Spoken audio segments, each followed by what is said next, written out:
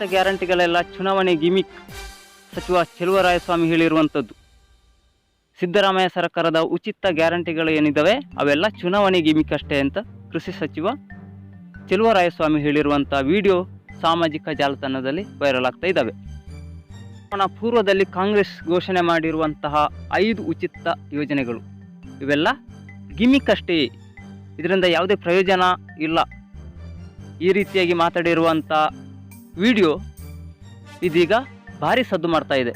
ಸಚಿವ ಚೆಲುವರಾಯಸ್ವಾಮಿ ಮಾತಾಡಿರುವಂಥ ಒಂದು video social ಮೀಡಿಯಾದಲ್ಲಿ ವೈರಲ್ ಆಗ್ತಾ ಇದ್ದಾವೆ. ಆದರೆ ಸಚಿವ ಚೆಲುವರಾಯಸ್ವಾಮಿ ಮಾತಾಡಿರುವಂಥದ್ದು ಏನು, ಆ ವಿಡಿಯೋದಲ್ಲಿ ಏನು ಹೇಳಿದ್ದಾರೆ ಅನ್ನೋದನ್ನು ನೋಡ್ಕೊಂಡು ಬರೋಣ.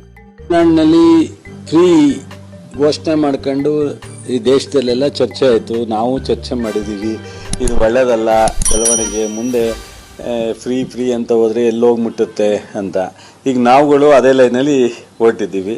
ಎಲ್ಲೋ ಒಂದು ಕಡೆ ಚುನಾವಣೆ ರಿಸಲ್ಟು ಸರ್ಕಾರ ಬಂದರೆ ತಾನೇ ನಾವೇನಾರ ಮಾಡ್ಲಿಕ್ಕೆ ಸಾಧ್ಯ ಆಗೋದು, ಅಧಿಕಾರ ಸಿಕ್ಕಿದ್ರೆ ತಾನೇ ನಾವು ಕೆಲಸ ಮಾಡೋಕ್ಕಾಗೋದು ಅನ್ನೋ ದೃಷ್ಟಿ ಬಂದಾಗ ಅವತ್ತಿಗೆ ರಿಸಲ್ಟೇ ಅನಿವಾರ್ಯ ಆಗುತ್ತೆ.